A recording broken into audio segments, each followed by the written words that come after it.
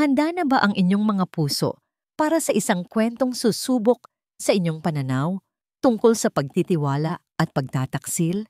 Halina't samahan ninyo akong buksan ng isang aklat na kung saan ang bawat pahina ay puno ng mga luhang hindi nakikita at mga lihim na nakakubli sa likod ng matatamis na ngiti.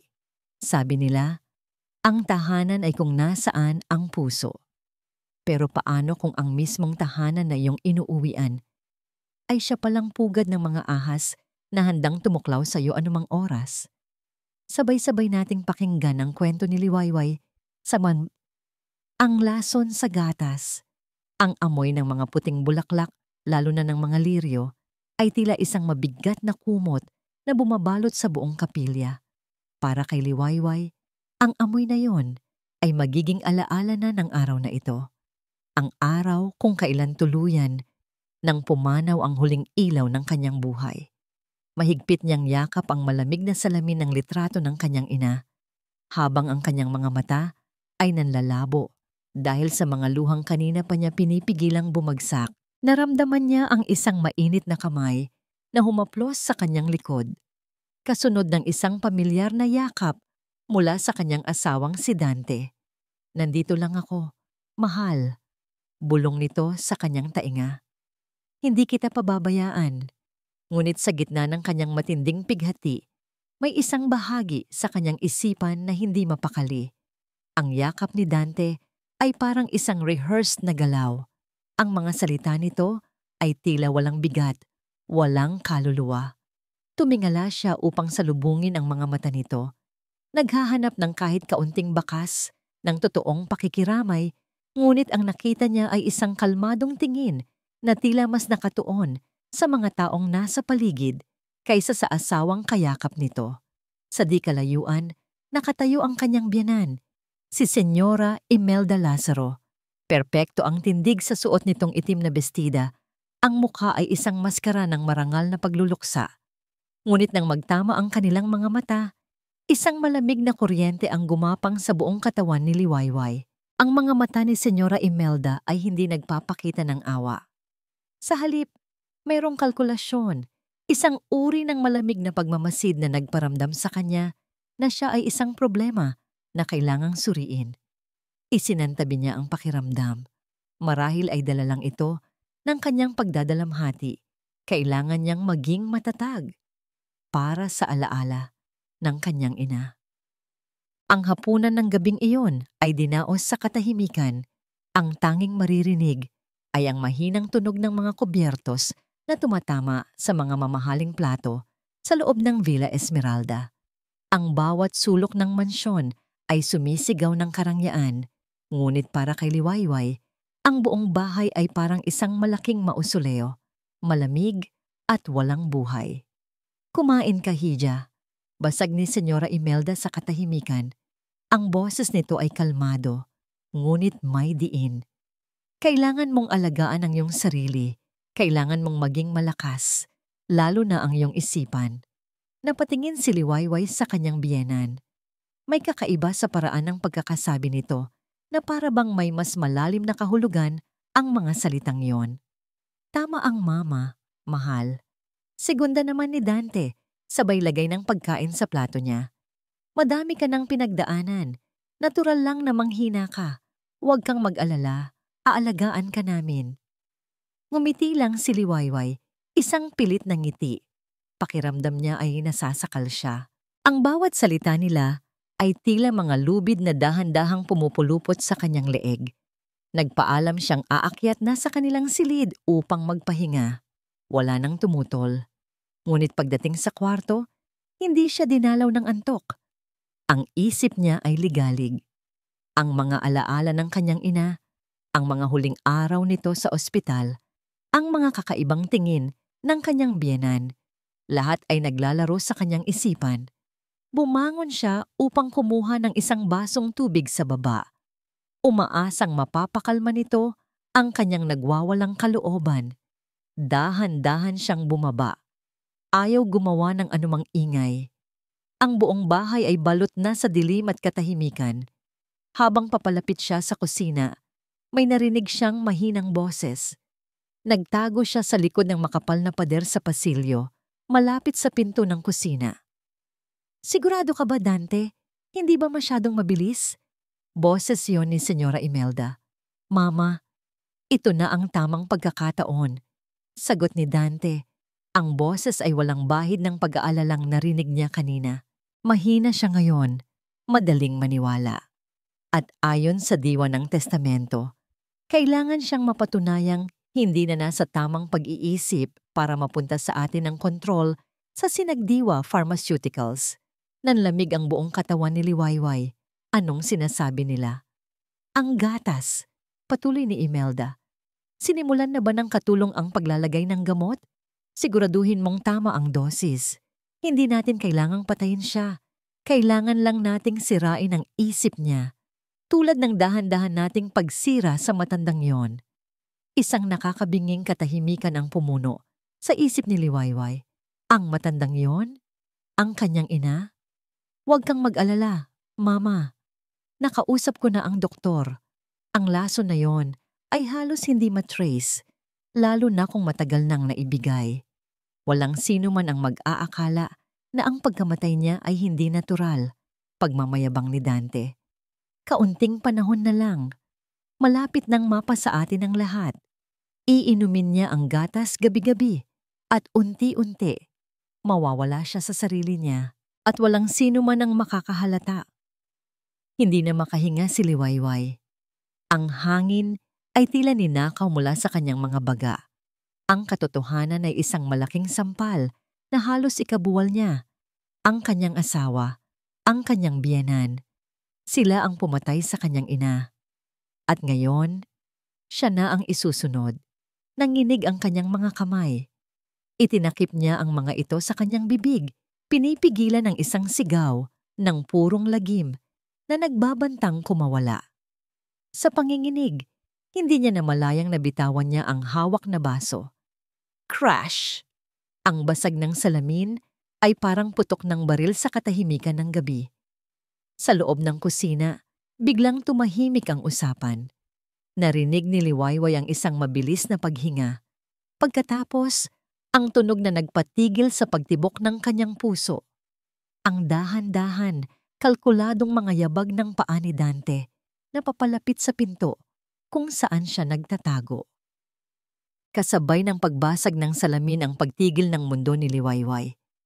Ang bawat pintig ng kanyang puso ay tila isang malakas na tambol sa kanyang tainga, sapat na para marinig ng mga halimaw sa loob ng kusina. Hindi siya makagalaw. Ang kanyang mga paa ay tila mga ugat na bumaon sa sahig. Narinig niya ang mga yabag. Papalapit. Sa isang iglap, tila may kung anong puwersa ang nagtulak sa kanya. Adrenaline. Purong takot. Kumilos siya nang hindi nag-iisip. Ilang hakbang lang mula sa kanyang kinatatayuan ay ang madilim na espasyo sa ilalim ng engrandeng hagdanan kung saan nakatago ang mga lumang gamit. Walang ingay siyang pumasok doon. Isiniksik ang sarili sa likod ng isang baul at pinigil ang kanyang paghinga. Nakita niya ang anino ni Dante na dumaan sa siwang ng pinto. Huminto ito sa mismong lugar kung nasaan ang mga bubog. "May tao ba riyan?" tanong ni Dante sa kawalan. Ang boses niya ay may bahid ng kaba. Hindi kumibo si Liwayway. Ang kanyang mga kuko ay bumaon sa kanyang palad. Ilang sandali nang nakakabinging katahimikan ng lumipas, narinig niyang bumukas ang ilaw sa pasilyo. "Pusa lang siguro," sabi ni Dante sa sarili bago ito bumalik sa kusina. "Linisin na lang natin to bukas." Narinig niya ang pagsara ng pinto ng kusina. Ngunit hindi pa rin siya gumalaw. Nanatili siya sa dilim, nanginginig, habang ang laso ng katotohanan ay dahan-dahang kumakalat sa buong sistema niya. Mas masakit, mas nakamamatay kaysa sa anumang gamot na kaya nilang ihanda. Ang gabing iyon ay naging isang walang katapusang dagat ng takot at galit. Sa kanyang silid, hindi ipinikit ni Liwayway ang kanyang mga mata. Ang bawat sulok ng madilim na kwarto ay tila may mga multo. Ang multo ng kanyang pinaslang na ina at ang multo ng kanyang kinabukasang sinusubukan nilang wasakin. Paulit-ulit na umalingaw-ngaw sa isip niya ang mga salita nila. Kailangan lang nating sirain ang isip niya, tulad ng dahan-dahan nating pagsira sa matandang iyon. Ang mga luhang kanina niya pa pinipigilan ay malayang dumaloy. Ngunit hindi na ito mga luha ng pighati. Ito ay mga luha ng nag-aapoy na galit. Paano nila nagawa ito? Ang lalaking pinakasalan niya, ang babaeng tinuring niyang pangalawang ina. Sila ay mga demonyong nagtatago sa ilalim ng balat ng tao. Tumayo siya at humarap sa malaking salamin. Ang nakita niya ay isang babaeng basang-basa, ang mukha sa luha. May mga matang namumugto, isang larawan ng isang kaawa-awang biktima. At sa sandaling iyon, isang desisyon ang nabuo sa kanyang kalooban. Isang desisyong kasing tigas ng bakal. Hindi siya magiging biktima. Kung gusto nilang makakita ng isang babaeng nasisiraan ng bait, ibibigay niya iyon sa kanila. Ibibigay niya ang pinakamahusay na pagganap ng kanyang buhay. Gagamitin niya ang kanilang sariling sandata laban sa kanila. Pinunasan niya ang kanyang mga luha. Tinitigan niyang muli ang kanyang refleksyon. Dahan-dahan, sinanay niya ang kanyang sarili. Ibinaba niya ang kanyang mga balikat. Hinayaan niyang bahagyang bumukas ang kanyang mga labi. At ang pinakamahalaga sa lahat, ang kanyang mga mata.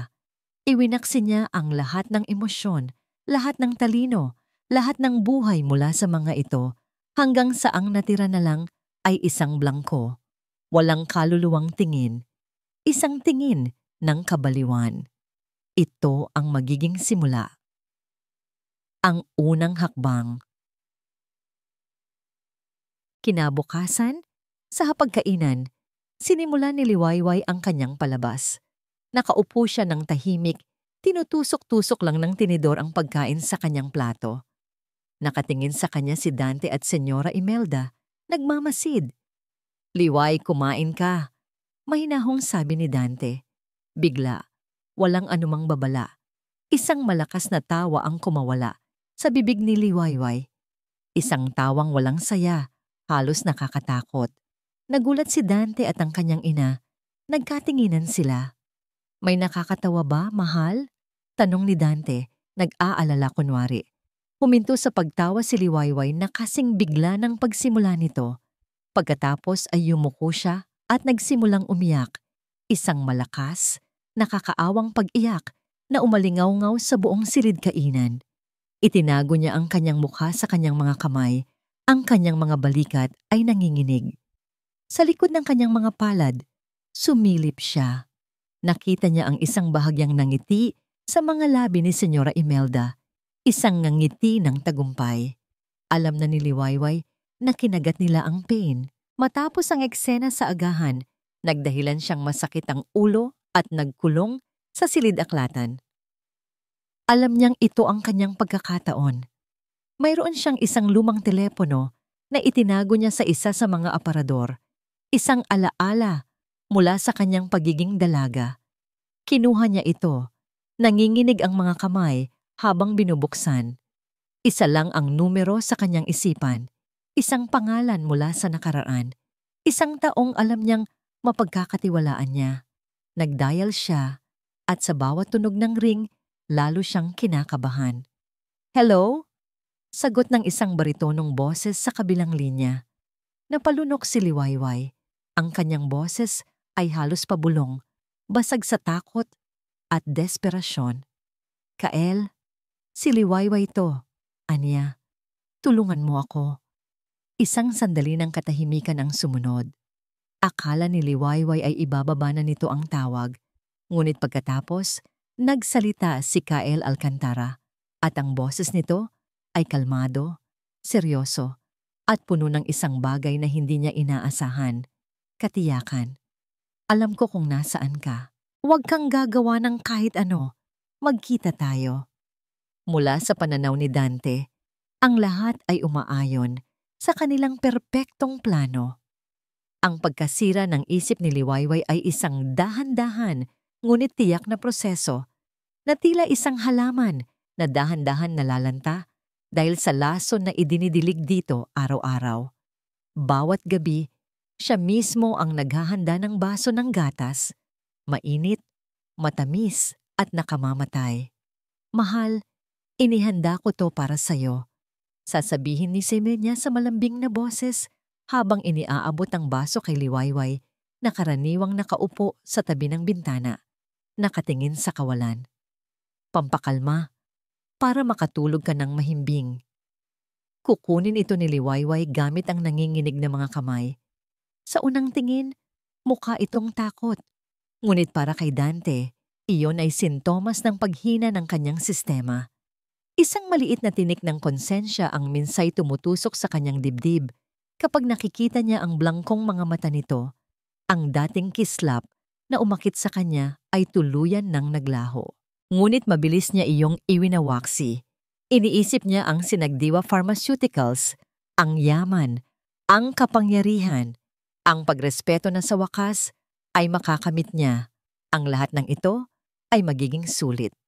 Pagkatapos niyang siguraduhin na nainom ni Liwayway ang gatas, palagi siyang dumidiretso sa silid-aklatan kung saan naghihintay ang kanyang ina, si Senyora Imelda. Mama, ininom na niya. Ulat niya, na tila isang sundalong nagbibigay pugay sa kanyang general. Si Imelda, na kalmadong umiinom ng brandy, ay tatango lang na may bahagyang namumungiti. Magaling anak, nakikita mo na ba? Konting tiis na lang. Ang lahat ng pinaghirapan ng mga Roses ay mapupunta rin sa pamilya Lazaro. Ito ang nararapat. Ang mga pag-iyak niya, lalong lumalala, dagdag ni Dante. Minsan, nagsisisigaw siya ng walang dahilan. Mas mabuti, sagot ni Imelda, hindi inaalis ang tingin sa baso ng alak. Mas kapani-paniwala ang ating mga ebidensya pagdating ng tamang panahon. Hayaan mo siyang malunod sa sarili niyang kabaliwan. Mayroong isang bagay sa kapanatagan ni Imelda na nagbibigay lakas kay Dante na bumubura sa anumang natitirang pag-aalinlangan sa kanyang isipan. Ang kanyang ina, ang arkitekto. Siya ang tapat na tagapagpatupad. Isang gabi, habang naghahapunan, ang pagganap ni Liwayway ay umabot sa panibagong antas. Bigla siyang tumayo, itinuro ang isang bakanting upuan at sumigaw, "Nandyan si Mama! Bakit hindi niyo siya kinakausap?" Nagkatinginan si Dante at Imelda. "Mahal, walang tao riyan," mahinahong sabi ni Dante, habang dahan-dahang lumalapit. "Sinungaling!" sigaw ni Liwayway. Ang mga mata ay nanlilisik. Sa pagkakataong ito, dinala ni Dante ang gatas sa hapagkainan. Sa paglapit niya, tila isang mabangis na hayop na nasukol, iwinasiwas ni Liwayway ang kanyang kamay. Crash! Ang baso ng gatas ay bumagsak sa sahig. Ang puting likido ay kumalat sa mamahaling Persian rug. Napuno ng takot ang mukha ni Liwayway. Sumiksik siya sa isang sulok. "Lason! May lason yan! Papatayin niyo ako!" Paulit-ulit niyang sigaw habang niyayakap ang kanyang mga tuhod. Napatayo si Imelda. "Dante, dalhin mo na siya sa taas." Habang buhat-buhat ni Dante ang nagwawalang asawa, palihim siyang sumulyap sa kanyang ina. Nakita niya itong nakangiti, isang ngiti ng absolutong tagumpay. Ang lahat ay gumugulong ng mas maigi pa sa kanilang inaasahan. Kahit ang mga katulong ay saksi sa unti-unting pagkasira ng kanilang senyora. Walang sino man ang magdududa sa kanila. Nang gabing iyon, matapos niyang patulugin si Liwayway, dumaan si Dante sa pasilyo. Ang pinto ng kanilang silid ay bahagyang nakaawang. Naisip niyang isara ito ng tuluyan nang may marinig siyang bulong. Sumilip siya. Nakita niya ang anino ng kanyang asawa laban sa liwanag ng buwan na tumatagos sa bintana. Nakatayo ito, nakaharap sa pader at nagsasalita mag-isa. Hindi niyo magagawa to sa akin," bulong nito. "Hindi ako papayag." Isang halo ng awa at pagwawagi ang naramdaman ni Dante. Kawawang Liwayway, lubusan na siyang nasisiraan ng bait.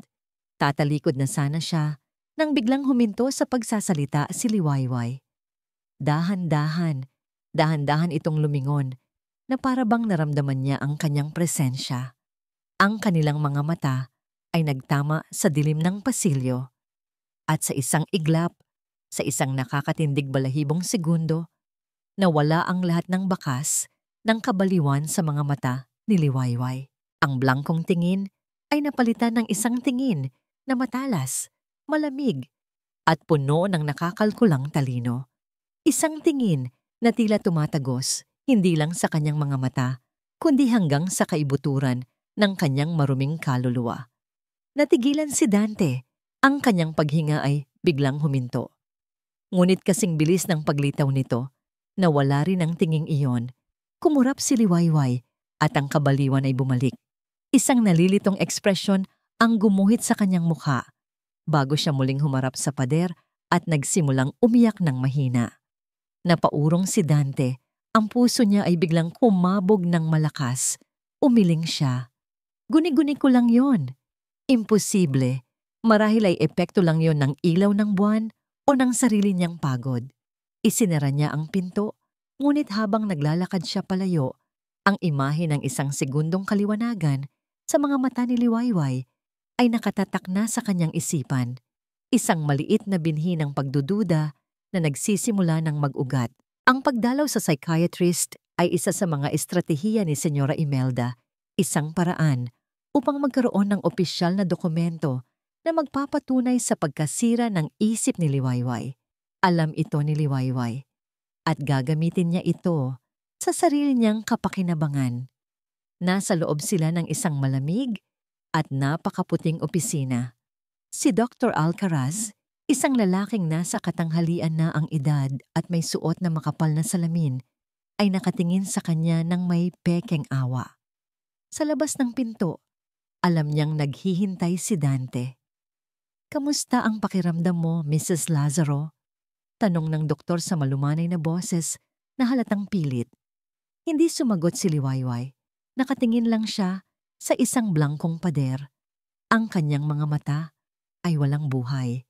Ito ang isa sa mga papel na kanyang sinanay, ang pagiging catatonic. "Liwayway," pag-uulit ng doktor. "Nakaririnig ka ba sa akin?" Dahan-dahan, ibinaling ni Liwayway ang kanyang tingin sa doktor. Isang luha ang pumatak mula sa kanyang kanang mata. Ayaw niya ng puti. Bulong niya, ang boses ay basag. Ang sabi ni Mama, masama raw ang puti, kulay ng lason. Nagkunwaring may isinusulat sa kanyang notepad si Dr. Alcaraz. "Ang iyong ina, madalas mo ba siyang nakikita?"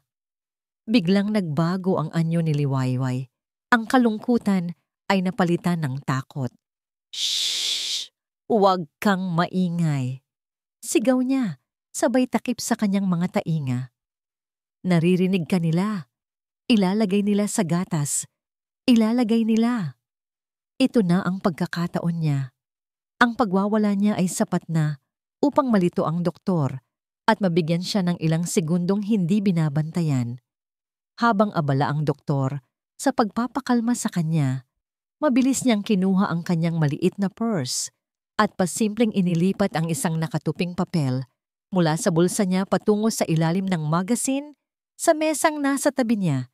Isang mensahe para sa susunod na pasyente ni Dr. Alcaraz na kasabwat pala ni Kael. Isang simpleng Kalinga Cafe, 3 p.m. Nang makalabas sila sa gusali, si Dante ay puno ng pag-aalala kunwari. Anong sabi ng doktor? "She's deteriorating, just as we thought," sagot ni Liwayway sa isip niya. Ngunit ang lumabas sa bibig niya ay, Gusto kong umuwi." Habang naglalakad sila patungo sa sasakyan, biglang huminto si Liwayway. Nanlaki ang kanyang mga mata at itinuro niya ang isang direksyon. "Ang kotse! Yung itim na kotse! Sinusundan tayo!" Sigaw niya na lumikha ng isang maliit na eksena. Nilingon ni Dante ang direksyong itinuro niya. "Wala namang kotse. Mahal. Halika na." Sa sandaling paglingon ni Dante, iyon na ang pagkakataong hinintay ni Liwayway. Mabilis siyang tumakbo sa kabilang direksyon patungo sa isang eskinita. "Liwayway!" sigaw ni Dante. Nagulat. Ngunit huli na siya. Bago pa siya makahabol, nakasakay na si Liwayway sa isang taxi na tila naghihintay lang sa kanya sa kanto. Iyon ang sasakyang ipinadala ni Kael. Ang Kalinga Cafe ay isang maliit at tahimik na lugar na nakatago sa isang hindi gaanong mataong kalye. Ang amoy ng kapeng bagong giling at cinnamon ay sumalubong kay Liwayway, isang malaking kaibahan sa amoy ng mga bulaklak at lumbay sa Villa Esmeralda. Para siyang isang sundalong nakahanap ng kanlungan sa gitna ng digmaan. Sa isang sulok, nakaupo si Kael Alcantara. Mas seryoso ang kanyang mukha ngayon kumpara sa huli nilang pagkikita. Maraming taon na ang nakalipas. Tumayo ito nang makita siya. Pagkaupo ni Liwayway, hindi na niya napigilan. Ang lahat ng tapang na kanyang inipon, ang lahat ng pagpapanggap ay gumuho. Humagulgol siya at sa kauna-unahang pagkakataon, sa loob ng maraming araw, naramdaman niyang ligtas siyang gawin iyon. Kael, totoo lahat ng sinabi ko. Anya sa gitna ng kanyang mga hikbi.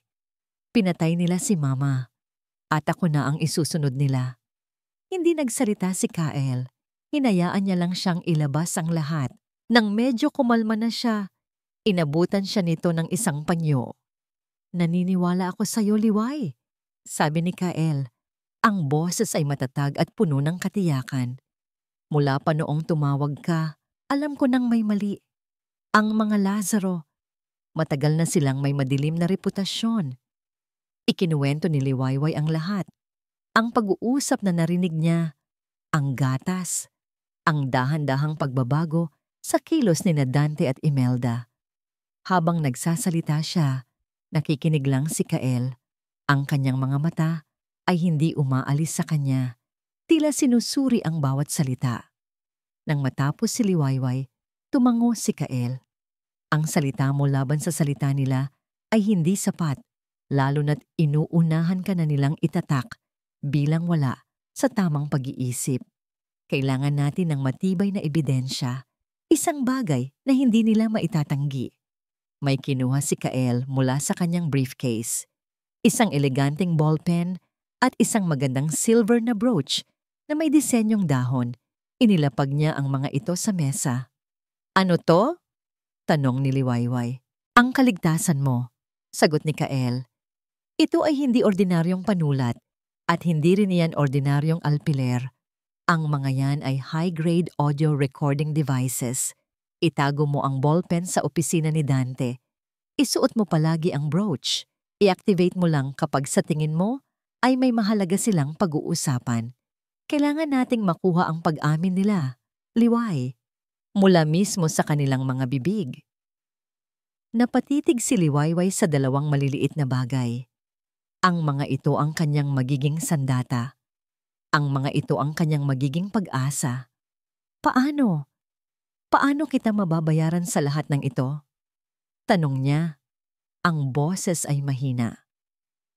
Hinawakan ni Kael ang kanyang kamay na nakapatong sa mesa. Ang pagkakahawak nito ay mahigpit at nagbibigay ng lakas.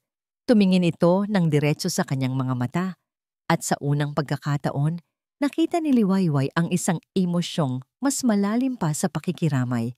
Nakita niya ang apoy ng paghihiganti. Hindi lang ito para sa iyo, Liway, sabi ni Kael. Ang boses ay may bigat at kahulugan. May mas malalim na dahilan kung bakit kailangan nating pabagsakin ang mga Lazaro. Ang pagbabalik sa Villa Esmeralda ay parang voluntaryong pagpasok sa hawla ng isang leon. Bawat hakbang ni Liwayway papalapit sa malaking pinto ay isang pakikipaglaban sa sarili niyang pagnanais na tumakbo palayo at wag nang lumingon. Ngunit ang alaala ng kanyang ina at ang mga salita ni Kael ay nagsilbing apoy na nagpapatatag sa nanlalamig niyang mga paa. Dala niya ang panulat sa kanyang bag at suot-suot niya ang brooch sa kanyang damit. Dalawang maliliit na bagay laban sa isang dambuhalang kasinungalingan. Gaya ng inaasahan, sinalubong siya ng nag-aalala lang si Dante. Ang pagtakas niya ay nagdulot ng eksaktong epekto na gusto niyang mangyari. Isang patunay sa kanila na tuluyan na siyang nawawala sa sarili. "Mahal, saan ka nanggaling? Nag-alala kami ng husto," sabi ni Dante. Mahigpit siyang niyakap. Naramdaman ni Liwayway ang panulat sa loob ng kanyang bag na dumidiin sa kanyang tagiliran. "May mga anino," bulong niya. Ginagampanan muli ang kanyang papel. "Hinahabol nila ako, mga aninong maitim." Isang tingin ng awa at tagumpay ang nakita niya sa mga mata ni Dante bago ito muling nagsuot ng maskara ng pag-aalala. Inakay siya nito papasok, diretso sa kanilang silid. Ang misyon niya ay magsisimula na. Ang unang target, ang opisina ni Dante. Isang silid na bawal siyang pumasok, puno ng mga dokumento ng kumpanya at mga personal na gamit nito. Naghintay siya ng tamang pagkakataon. Dumating iyon pagkatapos ng hapunan nang magkasamang nagtungo si Dante at Senyora Imelda sa hardin upang magkape. Gamit ang kanyang pagkalito, dahan-dahan siyang naglakad-lakad sa pasilyo, tila isang batang naliligaw sa sariling pamamahay. Huminto siya sa tapat ng pinto ng opisina. Sumilip siya sa loob. Walang tao. Pumasok siya. Ang puso niya ay kumakarera. Bawat segundo ay mahalaga. Nilapitan niya ang malaking mesa na yari sa mahogany. Saan niya ito ilalagay? Nagkunwari siyang may kinakausap na kung sino sa hangin. "Dito?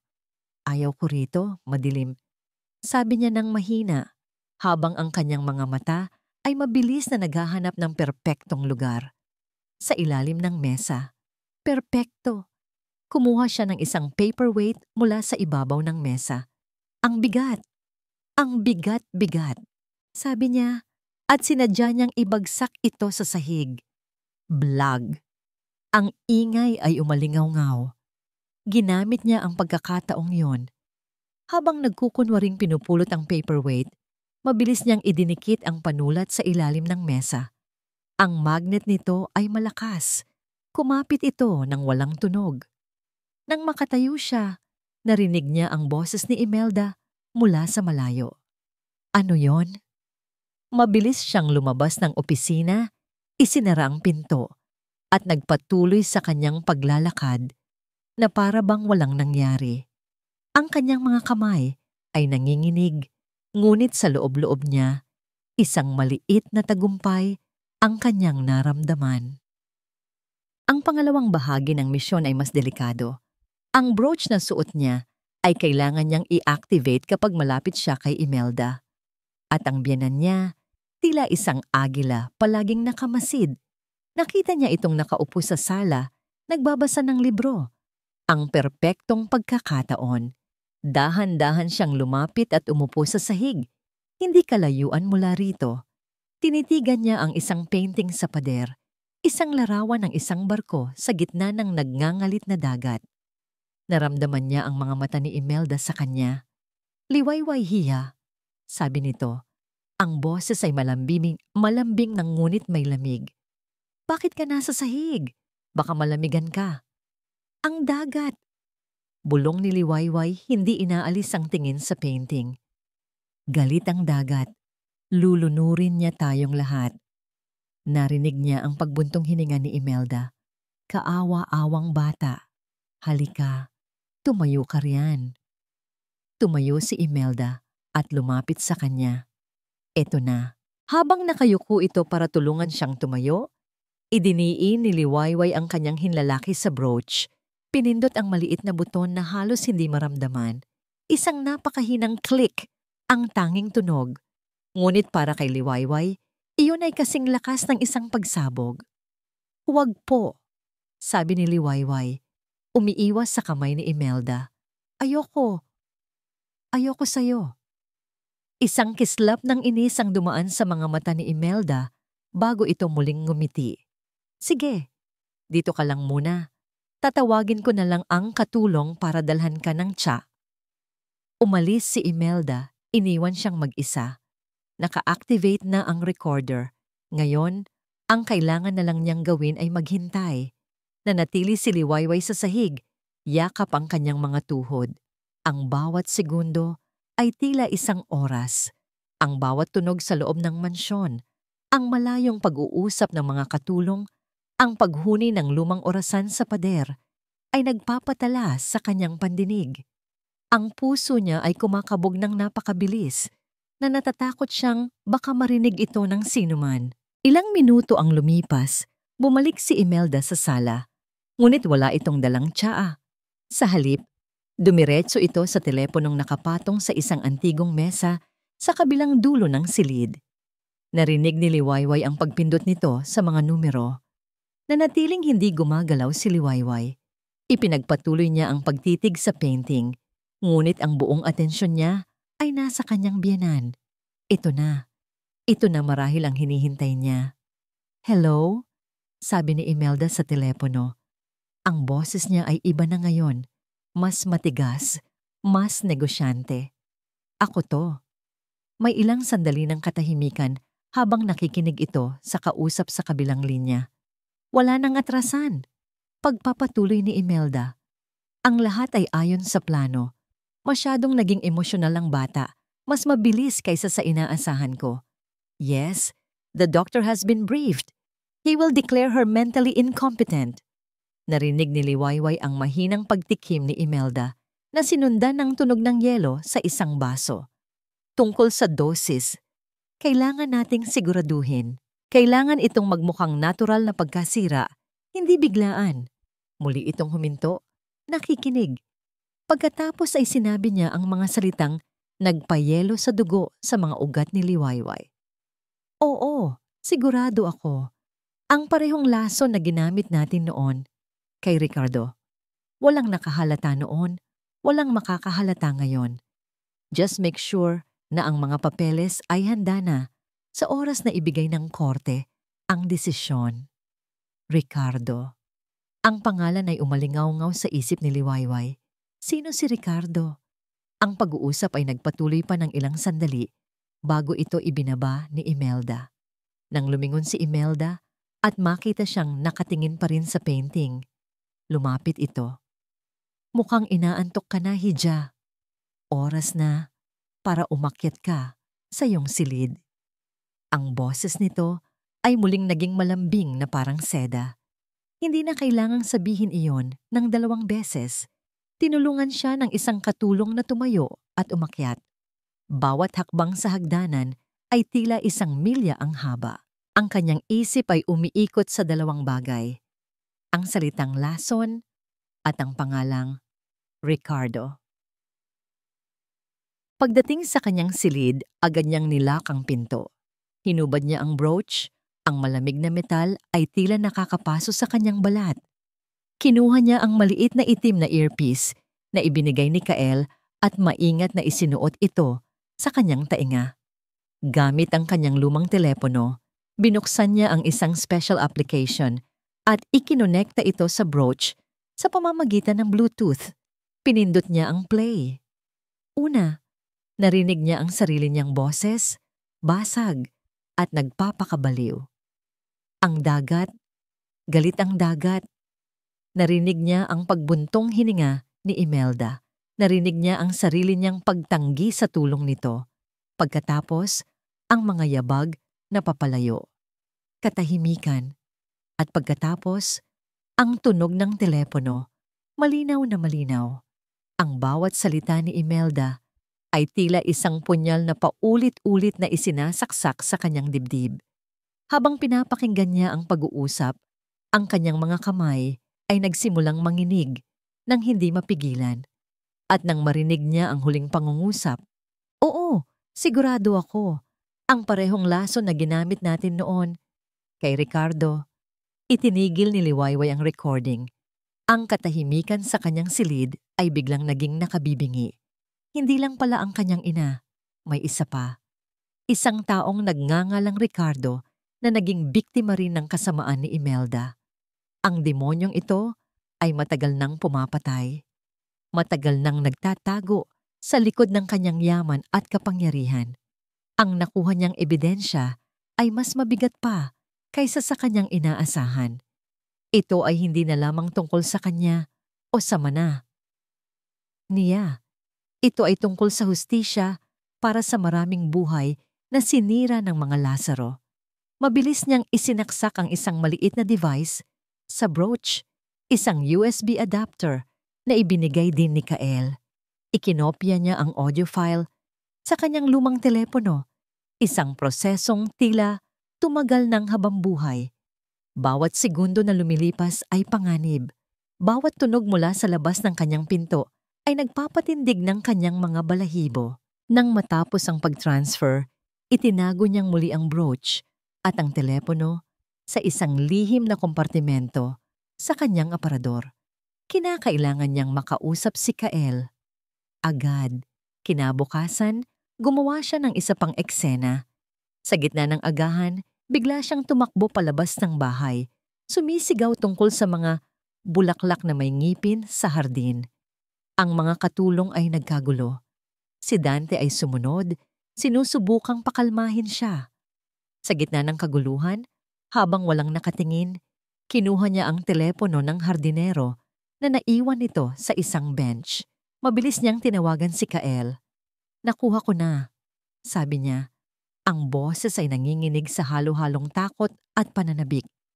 "May nakuha akong pag-amin. Pero may binanggit siyang pangalan." "Anong pangalan?" tanong ni Kael. Ang boses ay seryoso sa kabilang linya. Huminga ng malalim si Liwayway bago sumagot. "Ricardo." Isang nakabibinging katahimikan ang sumunod. Napakahabang katahimikan na akala ni Liwayway ay naputol na ang linya. "Kael, nandyan ka pa ba?" Nang sa wakas ay sumagot si Kael, ang boses nito ay iba na. Ang dating kalmado at propesyonal na tono ay nawala. Napalitan ng isang bagay na mas madilim, mas personal. Isang boses na puno ng bigat ng maraming taon ng pighati at galit. "Liway," sabi nito. Ang bawat salita ay tila inukit mula sa bato. "Kailangan nating magkita. Ngayon din, ipapadala ko ang detalye. At dalhin mo ang recording na..." Bago pa man makasagot si Liwayway, ibinaba na ni Kael ang tawag na nag-iwan sa kanya ng isang nakakakilabot na tanong. Ano ang koneksyon ni Kael kay Ricardo? Ang opisina ni Kael Alcantara ay isang kanlungan ng kaayusan. Ang mga aklat ay nakahanay ng perpekto sa mga estante. Ang mga dokumento ay nakasalansan ng maayos sa ibabaw ng kanyang mesa. Ngunit ng gabing iyon, ang kaayusan ay sinira ng mga multo ng nakaraan na kanyang inilatag. Isang lumang litrato ang nasa gitna ng lahat. 2 pamilya, nakangiti. Sa harap ng isang malaking bahay, ang pamilya Lazaro, sa kanilang karangyaan. At sa tabi nila, ang kanyang pamilya, ang kanyang ama, si Ricardo Alcantara, isang matikas at masayahing lalaki, ang kanyang ina, at isang batang-batang Kael na nakangiti pa nang walang kamuwang-muwang sa mundo. Hinaplos niya ang mukha ng kanyang ama sa litrato. 15 taon na ang nakalipas, ngunit ang sakit ay sariwa pa rin. Ang opisyal na ulat, atake sa puso. Isang malusog na lalaking bigla na lang bumagsak. Walang sino man ang nagduda, maliban sa kanya. May mga lumang newspaper clippings na nag-uulat tungkol sa biglaang pagkamatay ng prominenteng negosyanteng si Ricardo Alcantara. Sa ilalim ng mga yon, isang makapal na folder. Sa loob nito, ang lahat ng kanyang natipon sa loob ng maraming taon. Mga financial statement, mga testimonya mula sa mga dating empleyado, at ang sentro ng lahat, isang kopya ng autopsy report ng kanyang ama. Nang tumunog ang kanyang telepono kanina at binigas ni Liwayway ang pangalang Ricardo, isang kuryente ang dumaloy sa kanyang buong katawan. Hindi ito pagkakataon lamang. Ito na ang hudyat. Ang pirasong kulang sa kanyang palaisipan ay kakatok na sa kanyang pinto. Dumating si Liwayway sa isang maliit na safe house na inarkila ni Kael, isang apartment na walang sino mang makakapagsabi na pag-aari ng isang abogado. Ang mukha ni Liwayway ay maputla. Ang kanyang mga mata ay nagpapakita ng takot. Ngunit sa likod ng takot na yon, nakita ni Kael ang isang bagong determinasyon. Nakita niya ang isang kapwa mandirigma. Narito na, sabi ni Liwayway. Ang boses ay nanginginig habang inaabot ang isang maliit na USB drive. Ang recording. Walang nagsalita habang isinasaksak ni Kael ang drive sa kanyang laptop. Isinuot niya ang kanyang earphones. Pinindot niya ang play. Napanood ni Liwayway ang pagbabago sa mukha ni Kael. Ang kanyang panga ay tumigas. Ang kanyang mga kamay ay ikinuyom sa ibabaw ng mesa. At nang marinig niya ang boses ni Imelda na binabanggit ang pangalan ng kanyang ama, ipinikit ni Kael ang kanyang mga mata. Ngunit isang taksil na luha ang pumatak mula sa mga ito. Ang sakit na matagal na niyang itinatago ay lumabas. Nang matapos ang recording, nanatili siyang tahimik. Ang katahimikan ay mas mabigat kaysa sa anumang sigaw. Sino si Ricardo? Basag ni Liwayway sa katahimikan. Dahan-dahang iminulat ni Kael ang kanyang mga mata. Ang kalungkutan doon ay napalitan ng isang malamig at nag-aapoy na galit. Si Ricardo Alcantara, sabi ni Kael. Ang boses ay mababa at puno ng pait. Ang business partner ni Don Alejandro Lazaro, ang yumaong asawa ni Imelda, at ang tatay ko. Nanlaki ang mga mata ni Liwayway. Ang lahat ay biglang nagkaroon ng koneksyon. Inilatag ni Kael ang mga dokumento sa mesa. Ipinakita niya ang litrato. Magkasosyo sila sa simula ng sinagdiwa. Sila ang nagtaguyod nito. Ngunit nang mamatay si Don Alejandro, si Imelda ang pumalit. At ang tatay ko, naging hadlang siya sa mga plano ni Imelda na suluhin ang lahat. Kinuha niya ang autopsy report. Ayon dito, atake sa puso. Pero bata pa ako noon, alam ko nang may mali. Bakit hindi man lang siya dinala sa ospital? Bakit si Imelda ang nag-asikaso ng lahat? Bakit pagkatapos ng pagkamatay niya, lahat ng shares niya sa kumpanya ay napunta sa mga Lazaro sa napakaliit na halaga? Itinuro niya ang isang bahagi ng report na binilugan niya ng pulang tinta. Nakasaad dito, unexplained cyanosis at minor petechial hemorrhages, mga sintomas na hindi karaniwan sa isang simpleng atake sa puso.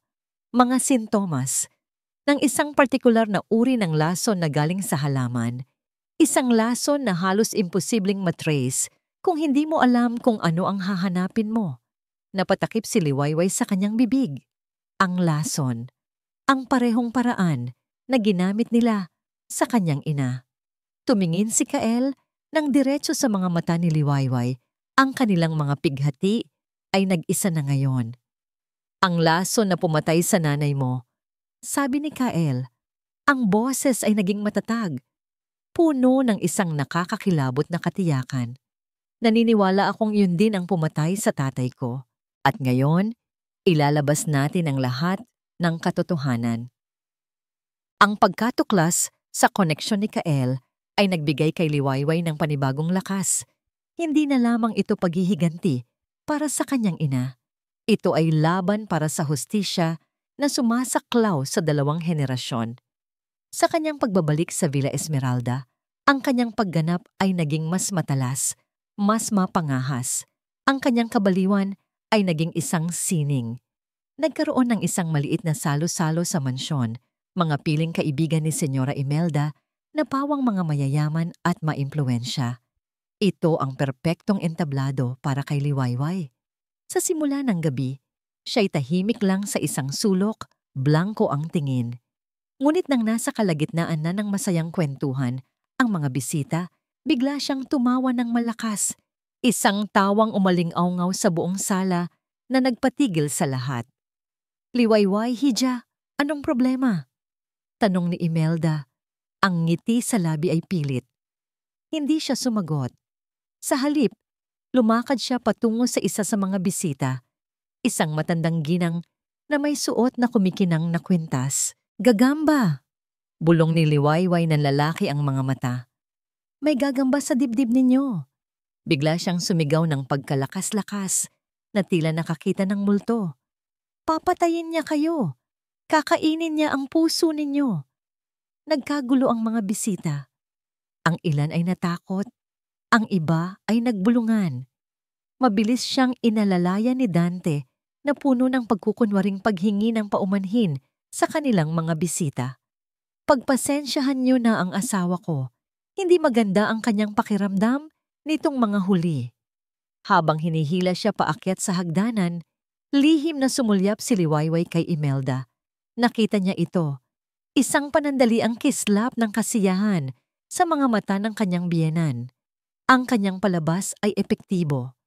Ang balita ng kanyang kabaliwan ay tiyak nakakalat sa kanilang buong sirkulo. Sa loob ng kanyang silid, ang tunay na trabaho ay nagsisimula. Daladala niya ang lahat ng audio files, ang pag-uusap ni Imelda sa telepono, at ang mga naunang pag-uusap nila ni Dante na nakuha ng panulat sa opisina nito. Kailangan niya ng backup. Mayroon siyang isang lumang teddy bear mula pa sa kanyang pagkabata, si Bantay.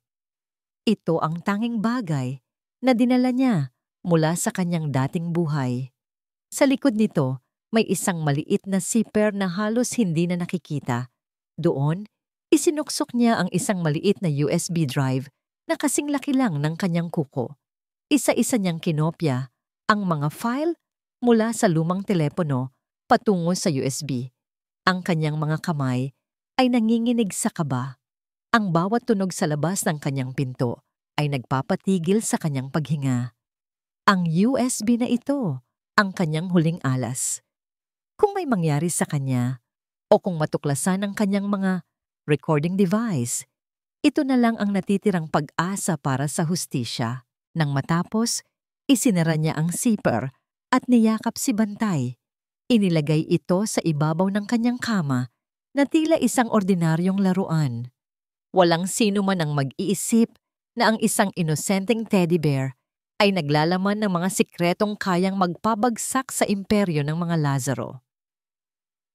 Kinahapunan, habang siya'y nag-iisa sa kanyang silid, pinayagan ni Liwayway ang kanyang sarili ng isang sandali ng kapayapaan. Tinanggal niya ang maskara ng kabaliwan.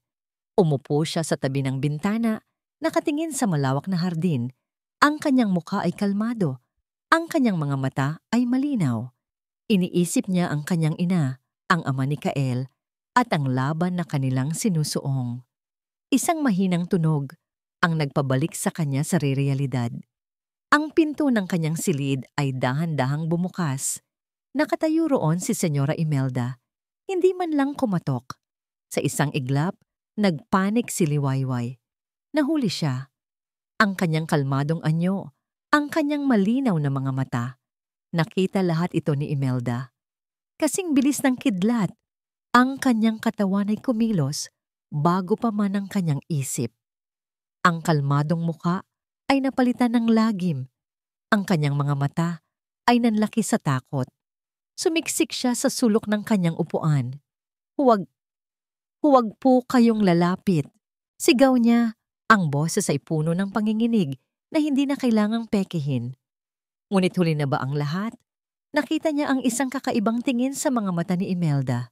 Hindi awa, hindi galit, kundi isang malamig, mapanuring tingin.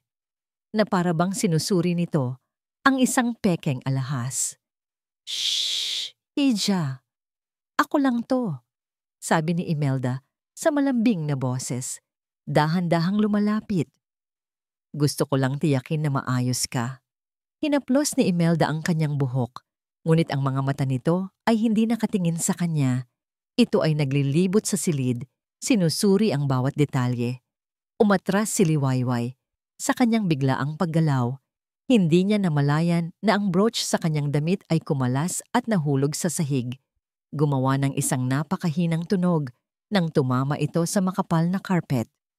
Hindi ito napansin ni Liwayway, ngunit napansin ito ni Imelda. Magpahinga ka na, sabi ni Imelda bago tumalikod at maglakad palabas ng silid. Nakahinga ng maluwag si Liwayway, ngunit bago tuluyang isara ni Imelda ang pinto, huminto ito.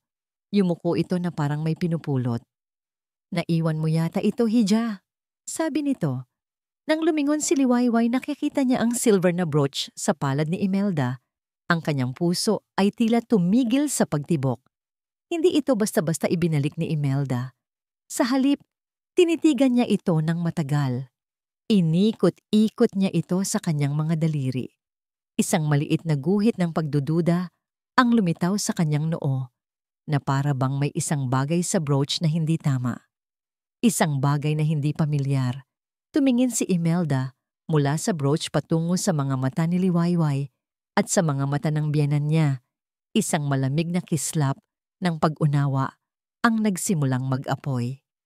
Mula sa pananaw ni Senyora Imelda Lazaro, ang mundo ay isang malaking chessboard at siya ang reyna na kumokontrol sa bawat galaw. Ang mga tao sa paligid niya ay mga pawn lamang, magagamit at kung kinakailangan, isasakripisyo para sa mas malaking layunin. Sa loob ng maraming taon, perpekto ang kanyang mga laro. Walang nakakatalo. Ngunit ang silver na brooch sa kanyang palad ay isang pirasong hindi niya inaasahan. Pagkasara niya ng pinto ng silid ni Liwayway, hindi siya bumalik sa sala. Dumiretso siya sa kanyang pribadong pag-aaral, isang silid na puno ng mga antigong kasangkapan at mga aklat na hindi naman niya binabasa. Isinara niya ang pinto at inilapag ang brooch sa ibabaw ng kanyang makintab na mesa. Tinitigan niya ito. May mali. Masyado itong moderno para sa simpleng panlasa ni Liwayway. Ang pagkakagawa ay masyadong sopistikado. Ang bigat nito ay hindi tama para sa isang simpleng palamuti. Ang pagdududa na nagsimula bilang isang maliit na binhi sa kanyang isipan mula pa noong isang segundong kaliwanagan na nakita niya sa mga mata ni Liwayway ay biglang diniligan. Hindi siya nag-aksaya ng panahon. May kinuha siyang burner phone mula sa isang nakatagong drawer at tinawagan ng isang numero. "Rico," sabi niya nang may sumagot. Ang boses ay malamig at may awtoridad.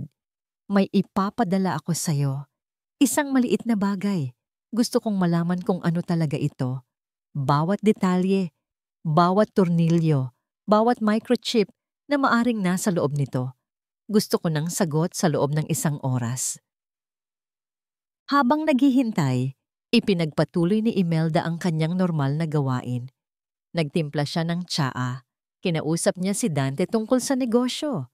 Ngumiti siya sa mga katulong. Walang sino man ang makakapagsabi na sa loob-loob niya, isang bagyo ng hinala ang namumuo.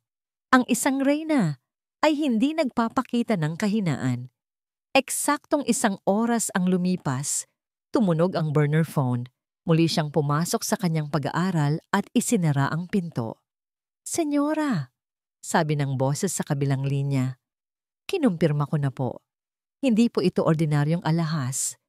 Nanatiling kalmado si Imelda. "Magpatuloy ka.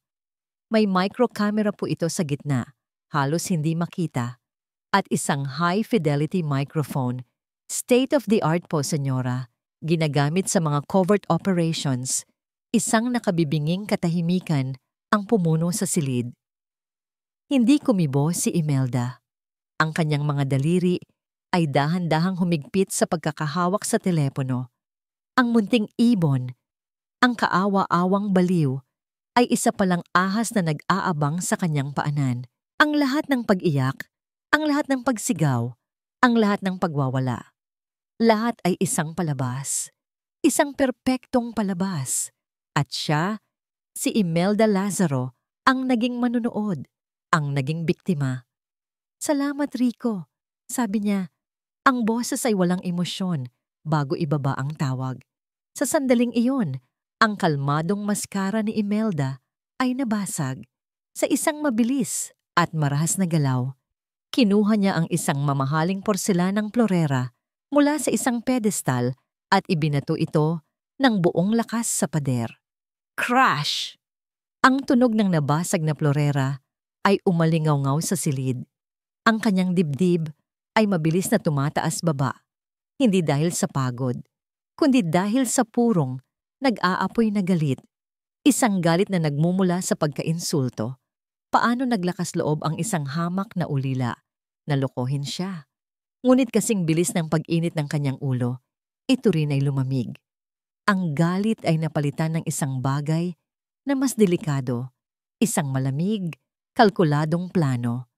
Hindi niya ito susugurin, hindi pa. Kung may laro si Liwayway, sasakyan niya ito at sisiguraduhin niyang sa huli, siya ang mananalo. Ipinatawag niya si Dante. Anong problema, Mama? Tanong ni Dante, nakikita ang mga bubog sa sahig. Tumingin si Imelda sa kanyang anak. Ang mga mata ay nanlilisik. Mukhang mas matalino ang asawa mo kaysa sa inaakala natin. Sabi niya, ang bawat salita ay may diin. Oras na para tapusin ang palabas na ito. Ipinakita niya ang sirang brooch kay Dante at ipinaliwanag ang lahat. Ang mukha ni Dante ay nagbago mula sa pagkalito, patungo sa pagkabigla, at sa huli, sa takot. Ibig sabihin, alam niya? Nanginginig na tanong ni Dante. Hindi lang niya alam, sagot ni Imelda. Ang boses ay tila isang lagaslas ng ahas. Nakikinig siya. At kung meron siyang isa nito, malamang meron pa siyang iba. Ang kanyang mga mata ay biglang nanlaki sa isang realisasyon. Ang opisina ni Dante.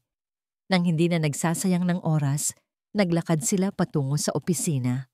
Pinasok ito ni Imelda na parang isang general na sumusuri sa teritoryo ng kaaway.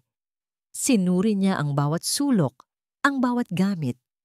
At pagkatapos, sa ilalim ng mesa, nakita niya ito. Isang ordinaryong panulat na nakadikit sa pamamagitan ng magnet. Dahan-dahan niya itong kinuha.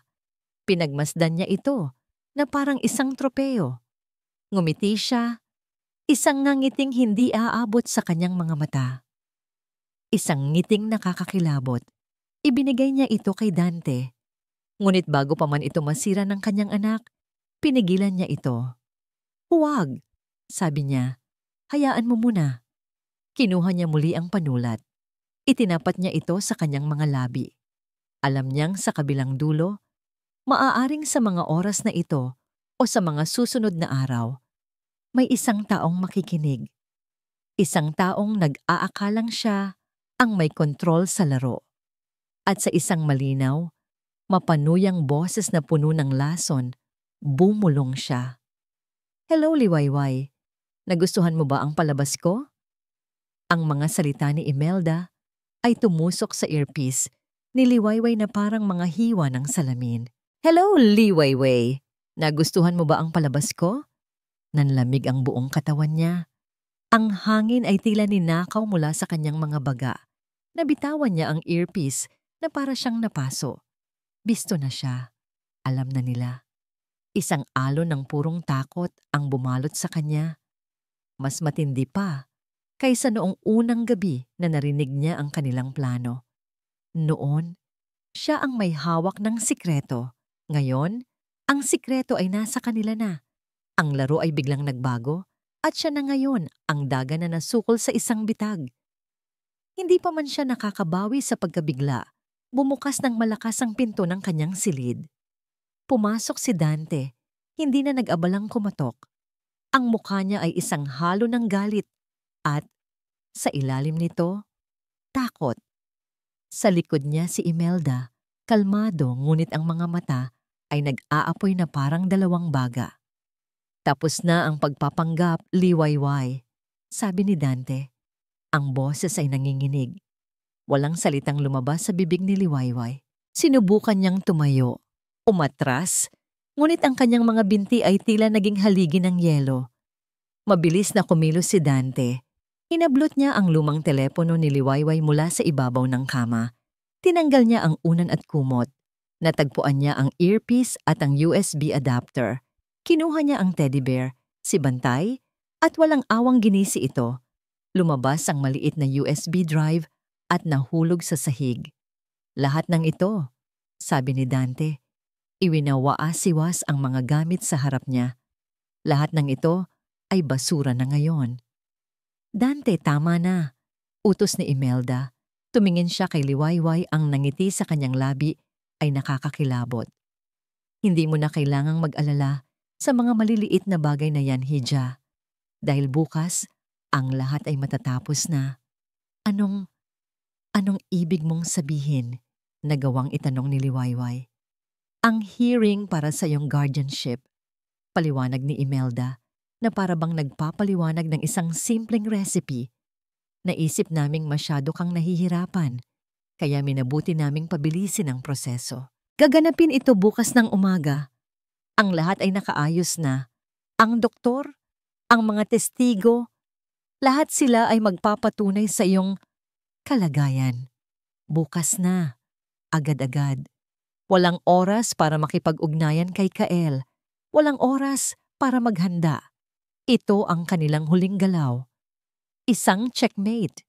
Sinubukan ni Liwayway na tumakbo patungo sa pinto, ngunit hinarangan siya ni Dante. Itinulak siya nito pabalik sa kama. Hindi ka aalis sa silid na ito, mariing sabi ni Dante. At para siguradong hindi ka makagawa ng anumang ingay o makaisip ng panibagong palabas, dagdag ni Imelda, kumuha siya ng isang maliit na bote at hiringgilya mula sa kanyang bulsa. Bibigyan ka namin ng pampatulog, isang bagay na mas epektibo kaysa sa gatas. Nanlaki ang mga mata ni Liwayway sa takot. Nagpumiglas siya, sumigaw siya, ngunit walang nakarinig, walang tutulong. Hinawakan siya ni Dante habang si Imelda ay dahan-dahang itinurok ang karayom sa kanyang braso. Naramdaman niya ang malamig na likido na kumakalat sa kanyang mga ugat. Ang kanyang lakas ay unti-unting nawala. Ang kanyang mga talukap ay bumigat. Ang huli niyang nakita, bago siya tuluyang lamunin ng dilim, ay ang nagtatagumpay na mukha ni Imelda Lazaro. Nagising si Liwayway sa isang malabong liwanag. Ang kanyang ulo ay mabigat. Ang kanyang katawan ay tila hindi kanya. Kinapa niya ang paligid. Nakalock ang pinto. Ang bintana ay may rehas. Isang bilanggo sa sarili niyang tahanan. Lahat ay nawala. Ang mga ebidensya, ang kanyang komunikasyon kay Kael, ang kanyang kalayaan. Ang tanging natitira ay ang Fien Diutran bukas kung saan siya ay opisyal na idedeklarang baliw. At pagkatapos, sino ang nakakaalam kung ano ang gagawin sa kanya? Marahil ay ipapasok siya sa isang institusyon kung saan walang sino man ang makakarinig sa kanya. O baka tapusin na nila ang kanilang sinimulan, tulad ng ginawa nila sa kanyang ina at kay Ricardo Alcantara. Sumandal siya sa pader. Ang pakiramdam ng kabiguan ay parang isang mabigat na kadena. Ito na ba ang katapusan? Pagkatapos ng lahat ng kanyang pinaghirapan, sa huli, sila pa rin ang nanalo. Hinayaan niyang tumulo ang kanyang mga luha, totoong mga luha sa pagkakataong ito. Mga luha ng kawalan ng pag-asa. Tumingin siya sa bintana, sa madilim na kalangitan. Nasaan ka, Kael? At habang papalapit na siya sa bingit ng pagsuko, isang halos hindi marinig na tunog ang pumukaw sa kanyang atensyon. Ting! Isang maliit na bato ang tumama sa salamin ng kanyang bintana. Napatingin siya. Noong una, inakala niyang guni-guni lang niya iyon. Ngunit pagkatapos, may isa pa. Ting! Dahan-dahan siyang lumapit sa bintana. Dumungaw sa pagitan ng mga rehas na bakal. Sa ibaba, sa lilim ng isang malaking puno ng akasya, may isang aninong nakatayo. Hindi niya maaninag ang mukha nito, ngunit kilala niya ang tindig na yon. Kael. Nagpanik siya. Paano siya napunta rito? Mapapahamak siya. Itinuro ng anino ang telepono nito. Pagkatapos ay itinuro siya. Maya-maya, ang kanyang lumang telepono, ang isa na kinuha ni Dante, ay biglang umilaw sa ibabaw ng mesa kung saan ito ibinato. Isang text message. Paano? Pagkatapos ay naalala niya ang emergency protocol na sinabi sa kanya ni Kael. Isang remote access software na ininstall nito sakaling mawala ang kanilang komunikasyon. Nanginginig ang mga kamay na kinuha niya ang telepono. Ang mensahe ay mula sa isang hindi kilalang numero. 3 salita lang ang nakasulat. May plano B ako. Mula sa pananaw ni Dante, ang araw na ito ay ang kulminasyon ng lahat ng kanilang paghihirap. Ang courtroom ay malamig at formal, isang perpektong lugar para sa malamig at kalkuladong tagumpay na malapit na nilang makamit. Nakaupo siya sa tabi ng kanyang ina, si Senyora Imelda, na payapa at marangal sa kanyang suot na damit. Sa kabilang panig, ang kanilang abogado, si Atroy Mendoza, ay kumpiyansang inaayos ang kanyang mga papeles. Ang lahat ay nasa ayos. Unang tinawag sa witness stand si Dr. Alcaraz. Sa ilalim ng mahinahong pagtatanong ni Attorney Mendoza, inilahad ng doktor ang kanyang professional na opinyon. Batay sa aking mga sesyon kasama si Jing Lazaro, sabi ng doktor, ang boses ay puno ng pekeng simpatya at sa mga kwento ng kanyang pamilya, malinaw na siya ay dumaranas ng matinding psychosis na pinalala ng pagkamatay ng kanyang ina. Siya ay nagpapakita ng mga sintomas ng delusions at hallucinations.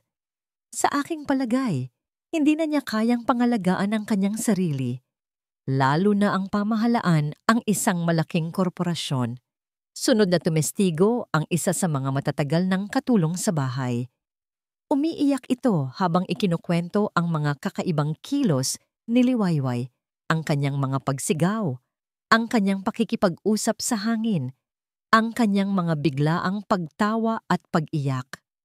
Bawat salita ay isang pako na lalong nagbabaon kay Liwayway sa hukay na kanilang hinukay para sa kanya. Tumingin si Dante sa kanyang asawa. Dinala ito sa courtroom ng dalawang nurse. Nakaupo ito sa isang silya sa pagitan ng mga ito na tila isang manikang basahan. Ang kanyang buhok ay bahagyang magulo. Ang kanyang mga mata ay blangko, nakatingin sa kawalan.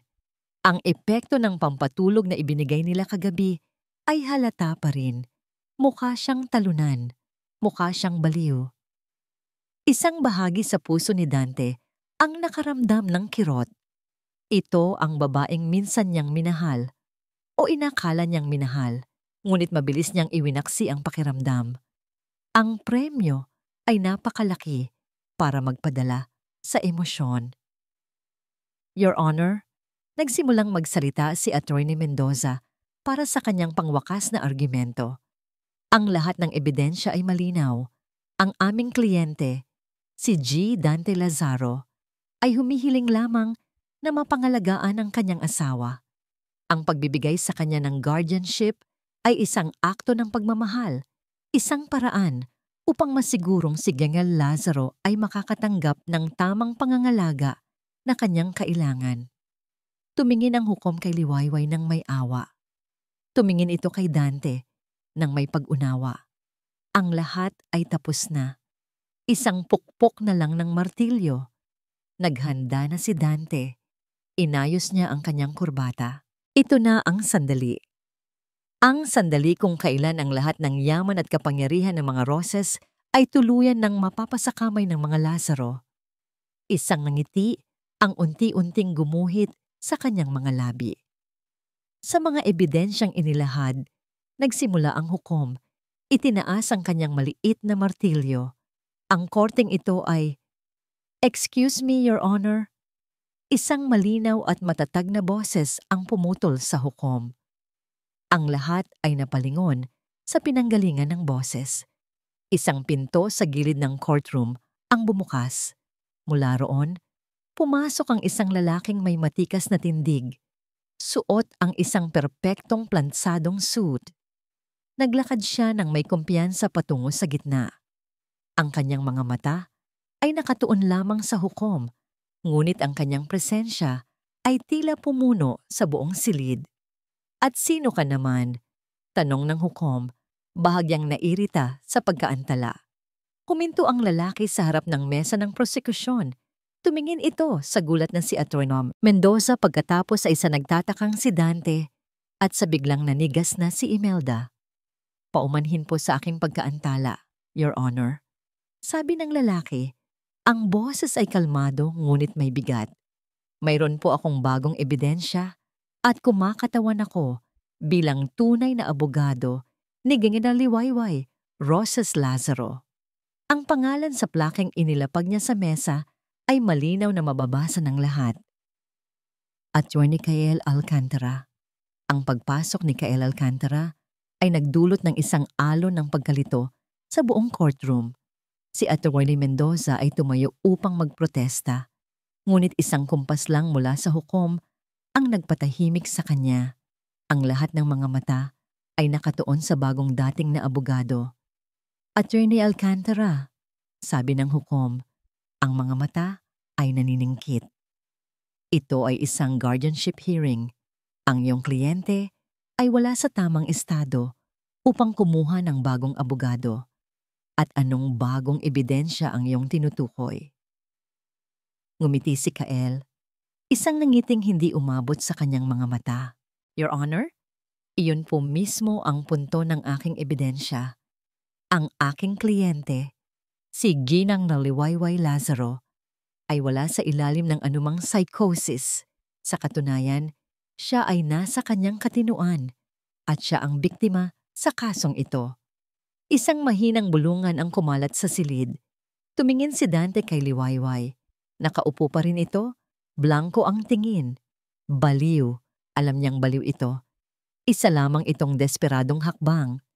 Isang malaking kasinungalingan, sigaw ni Atty. Mendoza. Kung gayon, Your Honor, sabi ni Kael, maaari ko po bang tawagin sa witness stand ang aking kliyente? Nag-alinlangan ang hukom, ngunit pumayag din. Sige, ngunit mag-ingat ka, Atty. Alcantara. Dahan-dahang lumapit si Kael kay Liwayway. Ang dalawang nurse ay umalis sa kanyang tabi. Lumuhod si Kael sa harap niya upang maging magkapantay ang kanilang mga mata. Ang lahat ay nagmamasid, inaasahan ang isang eksena ng kabaliwan. Liway! Bulong ni Kael na tanging siya lang ang makakarinig.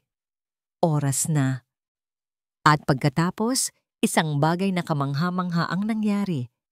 Ang Liwayway na kanina'y parang isang basahan ay dahan-dahang itinuwid ang kanyang likod. Ang blangkong tingin sa kanyang mga mata ay unti-unting naglaho na parang isang ulap na hinihipan ng hangin.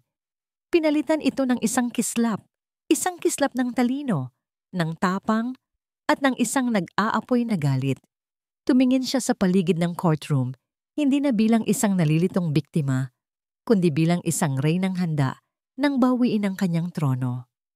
Ang pagbabago ay napakabilis at napakakompleto na halos lahat ay napanganga.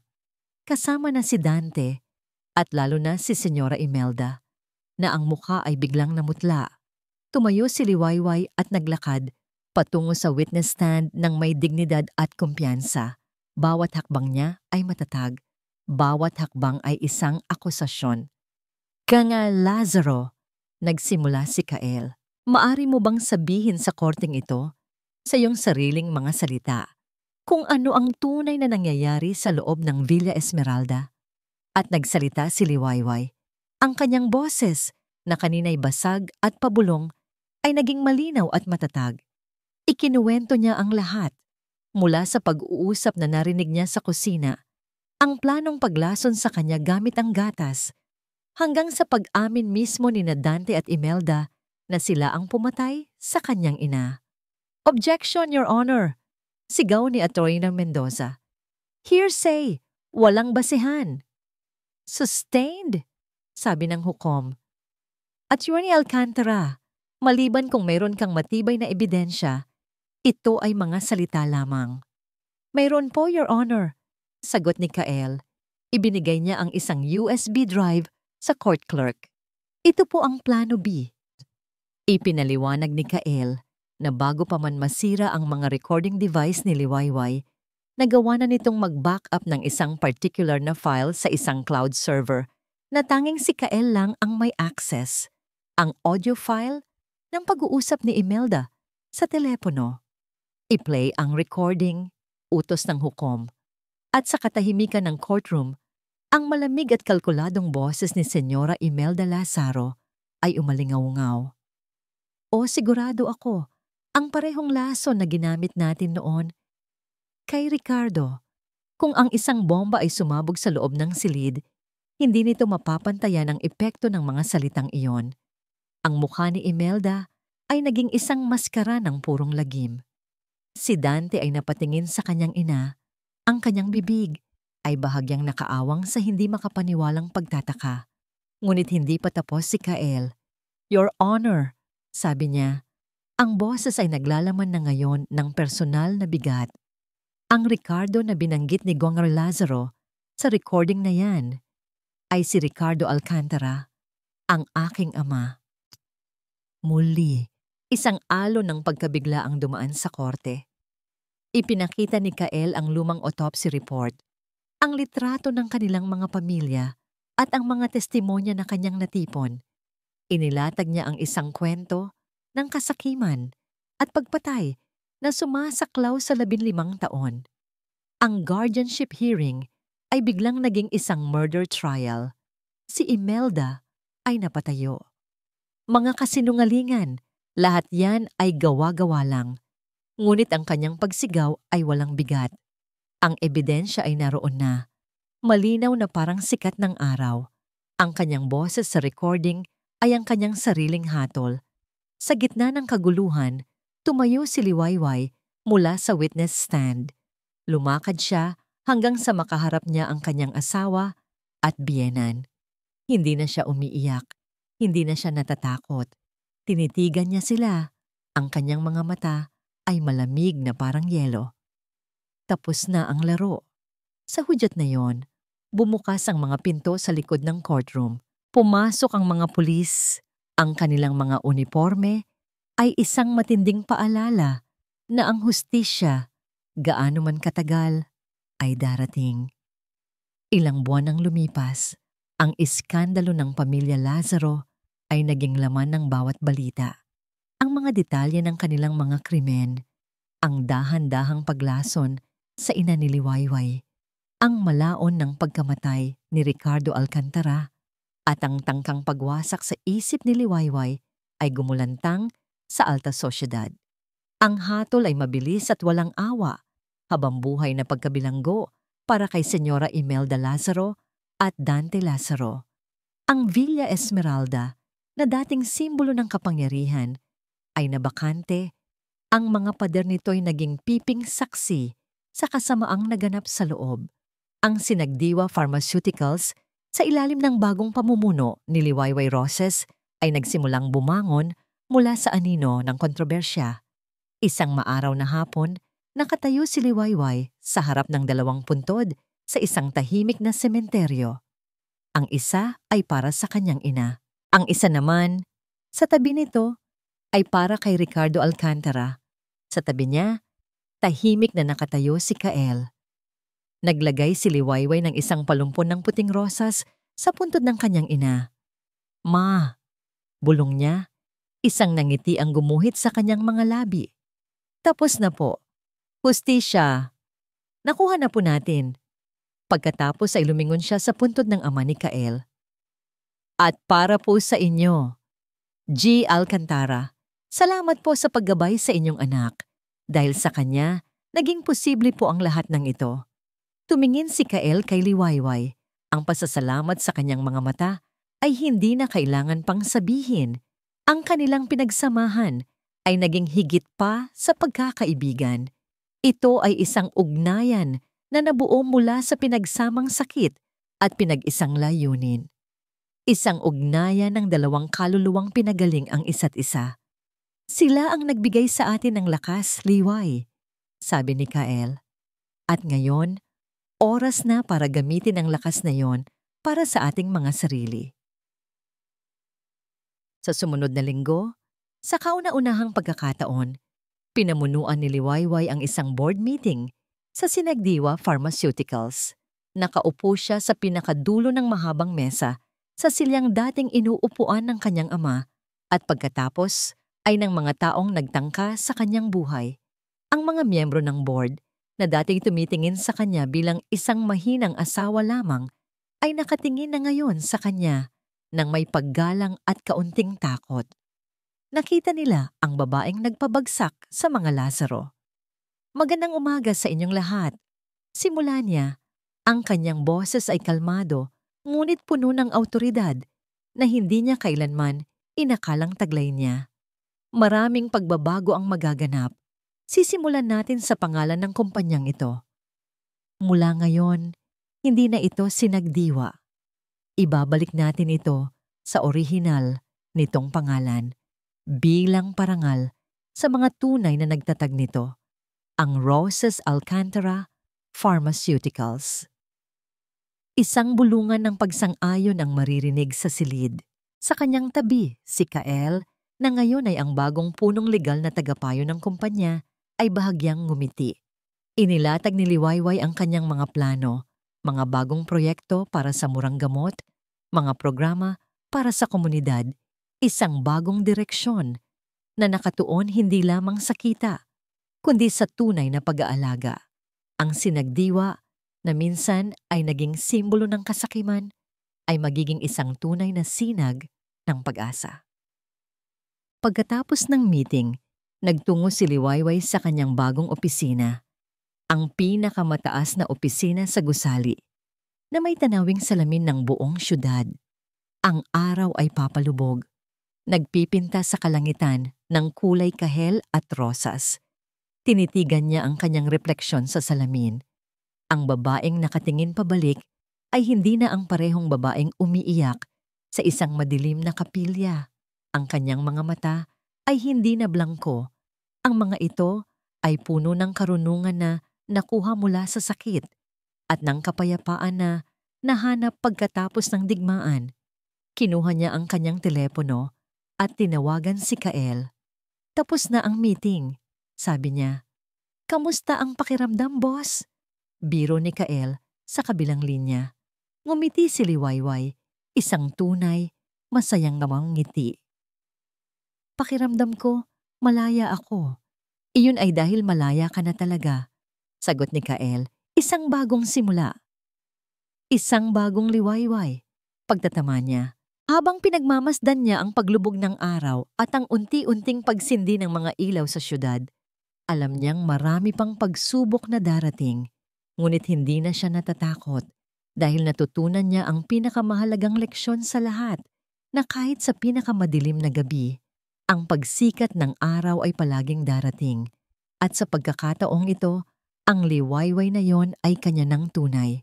At dito nagtatapos ang ating kwento.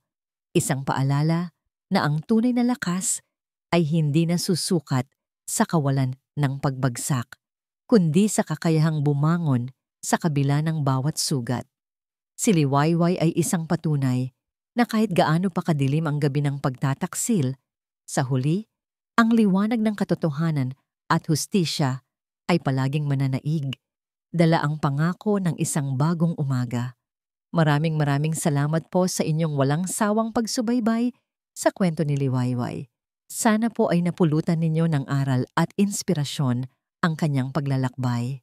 Ano po ang masasabi ninyo sa kanyang katapangan? At anong uri naman ng kwento ang gusto ninyong marinig sa susunod? I-comment nyo lang po sa ibaba dahil ang inyong mga saloobin ay mahalaga sa amin. Hindi dito nagtatapos ang ating paglalakbay. Marami pa pong kwentong kasing ganda at mas puno ng aral dito sa aming channel. Kung nagustuhan nyo ang kwentong ito, i-like, i-share sa pamilya at mga kaibigan at mag-subscribe na rin para lagi kayong updated sa mga susunod pa naming kwento. I-click nyo ang notification bell para kayo ang unang makarinig kapag may bago kaming upload. Pagpalain po kayo ng Panginoon, kayo at ang inyong buong pamilya. Hanggang sa muli.